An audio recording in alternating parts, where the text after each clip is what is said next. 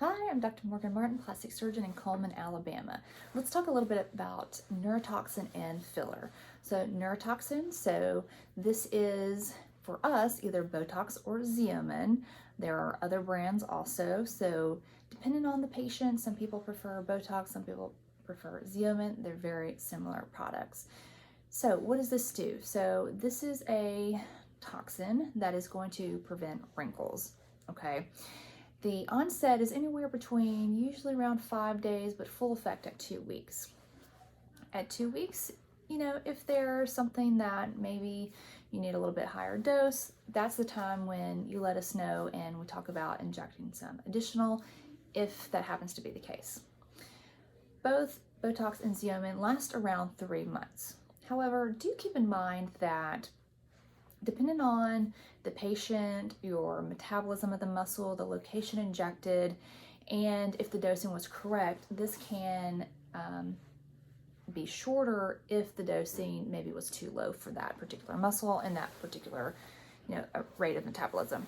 So for example, we like to say dosing is duration. So say you're only lasting about 2 months with your Botox, you may just need a little bit higher dose for that area. And that's something that we can work together.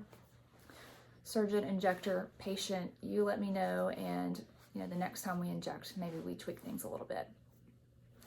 The next thing, let's talk a little bit about potential complications.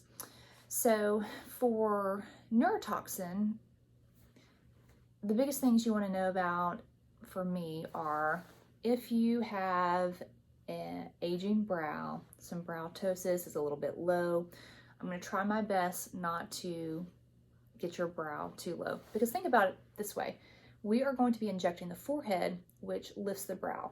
If you do have a heavy brow, a low brow, you're probably, without thinking about it, raising your brow all the time to be able to see, to get this excess skin out of your eyes. So just keep in mind that paralyzing the forehead, especially by itself, will drop your brow. So that's why I talk about the upper third of the face, 3 areas, the glabella, the forehead, and the crow's feet, because they work sort of in concert together.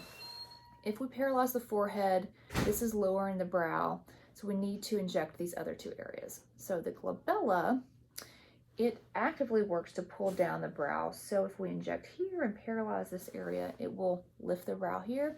Same thing for this orbicularis, actively pulls the brow down. So if we paralyze here, it will raise the brow. So that's really why I tell most of my first-time patients, I do really recommend doing all 3 at the same time. Unless you're really young or have a particular indication, yes, we can inject them solo, but if you want good brow position, you need to really allow me to work on all 3 areas. Okay. Like I said, there can be exceptions, and we can talk about that. The next thing is, of course, Botox can travel if, for instance, say it's massage, which you're not supposed to do. You work out, get your heart rate up, lots of bending over. Those are all things that we say do not do right after your Botox for, that afternoon, really 24 hours, okay? Because if it were to travel, for example, injecting the glabella, if this were to travel, it is possible to get a droopy eyelid, okay? It's not very common, but it is something to know about.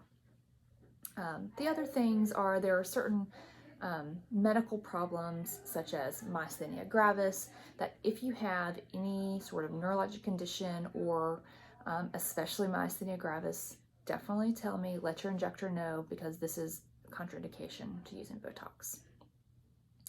And those are the basics of neurotoxin.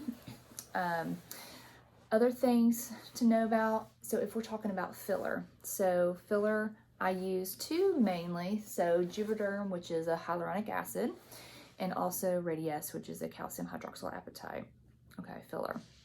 They're different, they work differently. Radiesse, full strength, it swells a little bit more than Juvederm, so that's something to keep in mind.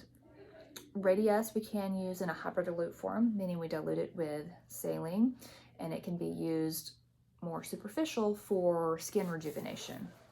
So there are many scenarios where we can talk about using this.